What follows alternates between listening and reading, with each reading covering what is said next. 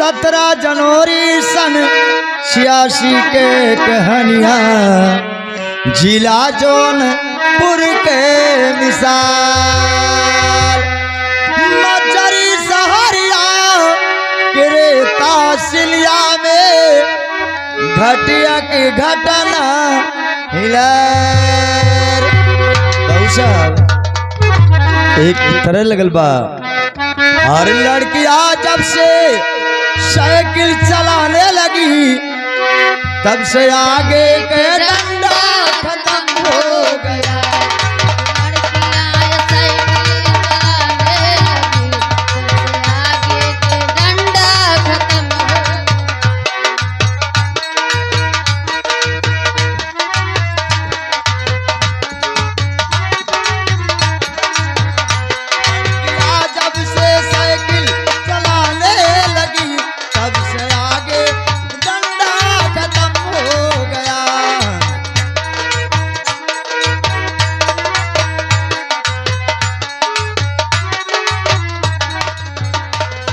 मछली शहर का रहा लाल, घास मछली शहर का रहा लाल, काम नामुल में पागल मचलने लगा।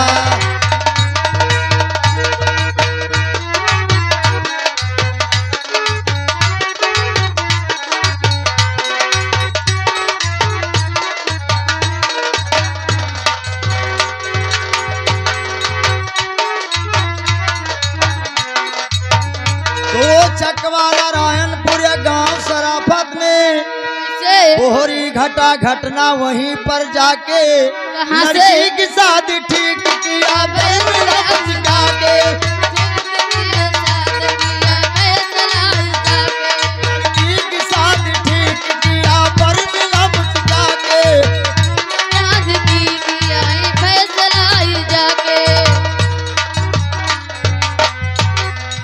लड़की की शादी ठीक किया बरमिला मुस्का के। अरे कहला छोकड़वा हे पिताजी से अपने दुल्हनिया अपना मलकिन, अरे दुल्हनिया अपन देखब हो भर नजरिया।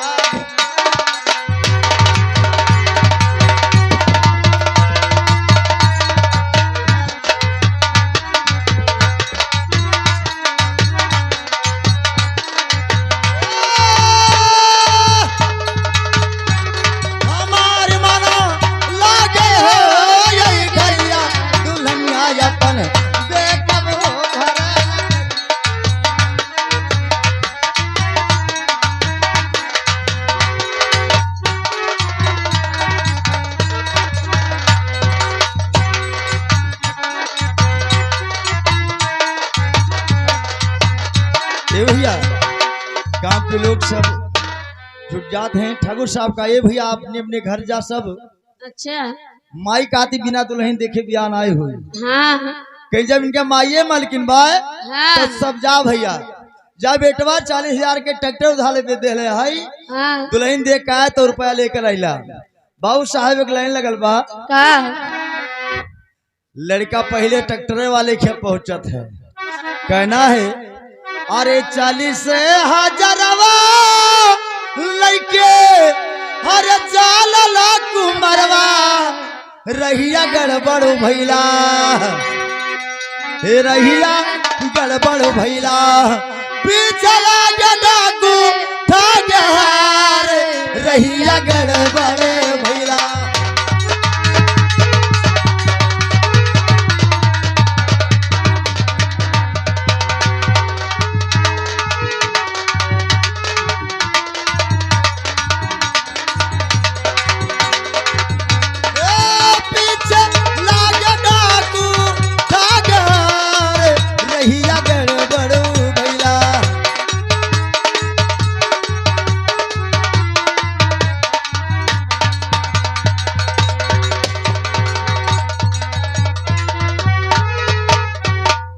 भैया ये है महाराज एक लाइन लगल बा। अरे कहा जाई बच रही है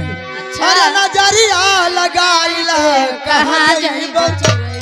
नजरिया लड़ाइला कहाँ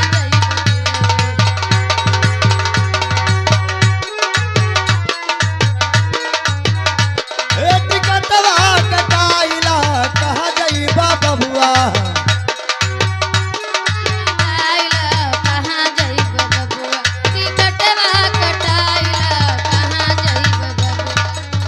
ड्राइवर के पीछे जो बैठल ललवा बेगवा मले हलाबो सारा खजलवा बेगवा मले हलाबो ए जाकर के वही पैसा चुकाइला कहाँ जइबे बबुआ टिकटवा कटाइला कहाँ जइबे बबुआ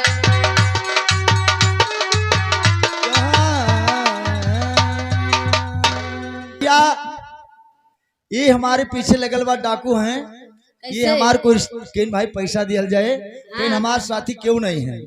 बाबू साहब ड्राइवर का बेटा घबरा मत धीमी करके गाड़ी ड्राइवर लड़के को उतार देता लड़का जाता है हर पर बेग दबोला है चश्मा लगोला है वही लड़की मिला जो लड़की देखल जाता कहना बाबू साहब अरे जनमा बचाला बहिनी मोर पपिया पिछवा लगले बड़े चोर घटिया बबुआ मोरे पपिया पीछावा लगले बाड़े चोरे घाटिया जनावा बचाला बहिनी मोर पपिया पिछवा लगले बना चोर घटिया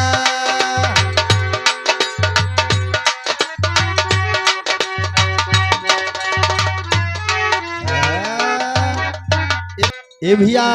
कहा बाबू साहब कहाँ जाइबा कहाँ कहीं बाबू माधव सिंह के यहाँ कहीं कोई रिश्तेदारी है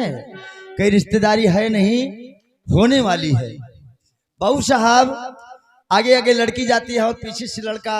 कहा बाबू साहब कोई मेहमान आया है पानी पत्र होता है तब तक बाबू साहब डाकू कंडक्टर के पिस्टल लगौले हैं हाँ कि जहाँ वो लड़के का उतारा वहीं छोड़ा चला पहुंचावा नहीं गोली चली 2-4 लोग फालतू मारे जाएंगे बाबू साहब उतर कर जब डाकू पहुंच जाते हैं ठाकुर साहब से कहा भैया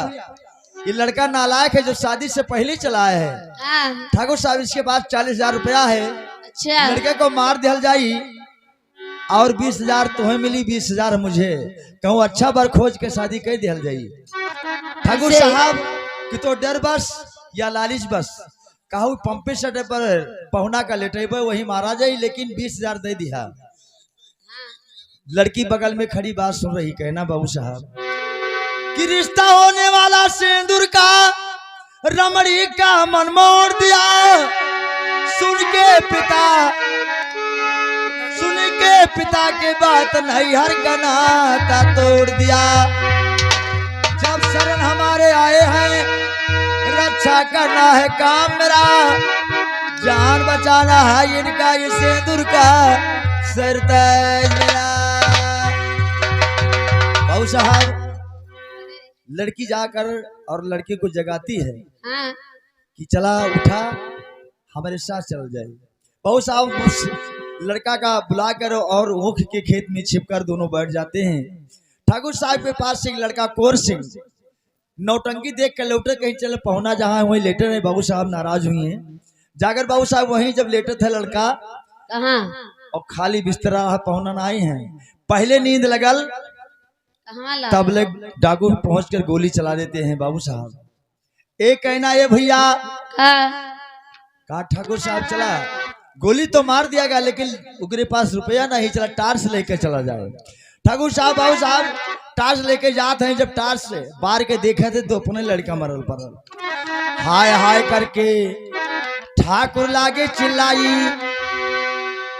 देहले प्रधान थाने पर खबरिया और आए साहब तबले पहुंचा था भेदा अरे तबले लौटा बाबू दिया गाँव वाला बसिया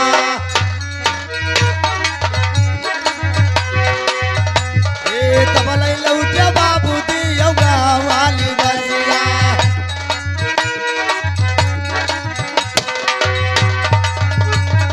देवर लौटा भीड़िया निहार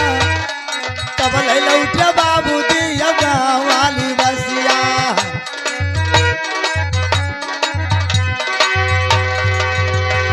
बाबू देव गाँव वाली बसिया देवर लौटा अरे भीड़िया निहार औखिया के खेता से निकरी भवानिया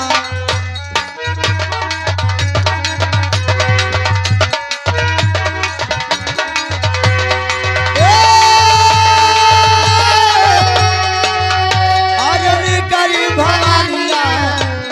औखिया के खेता से निकरी भवानिया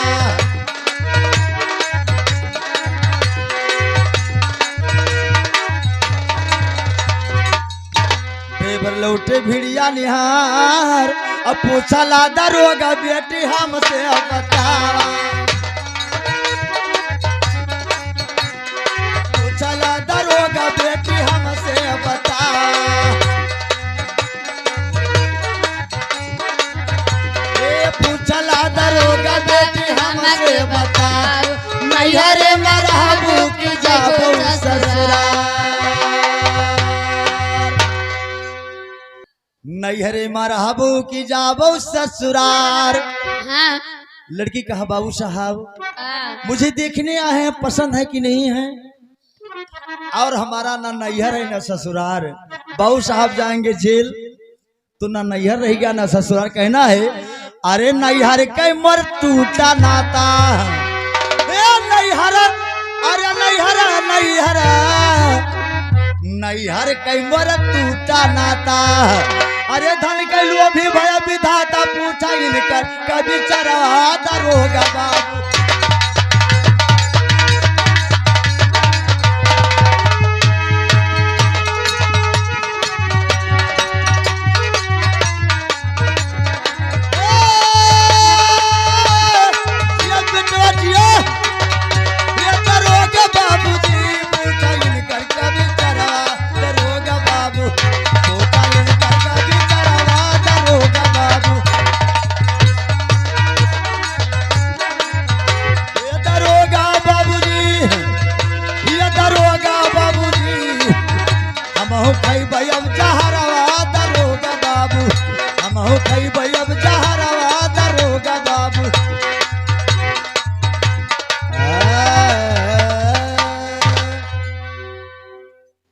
ये हैं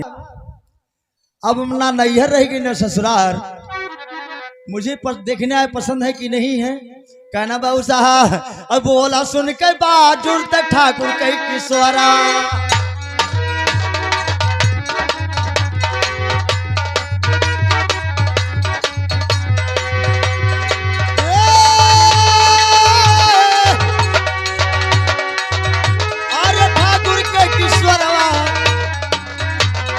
बोला सुन के बाजुर तक ठाकुर के किशोरा बनिया चदनिया इनके बनबे हम चदरा ए बनबे जीवन के सहारा बनबे जीवन के सहारा दरोगा बाबूजी पूछा इनकर का बिचरवा दरोगा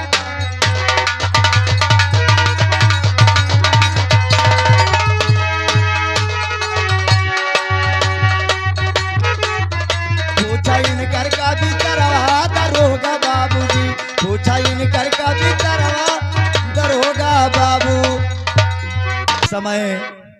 ये सो साहब करवाया सिंदूरदान उसी समय ये सो साहब करवाया सिंदूरदान अरे दहेज के कारण है चल गई गोली मस्तान रे फिरन पे उनके गोली फिरन पे उनके गोली चल गई है बाबा रतन लाल हीरा के भरी झोली बीरन पे उनके गोली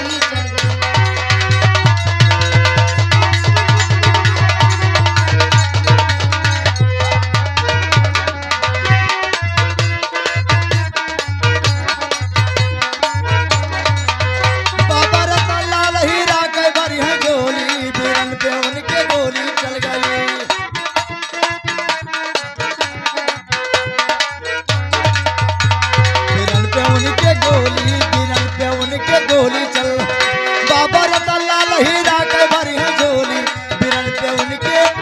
गोली चल गई।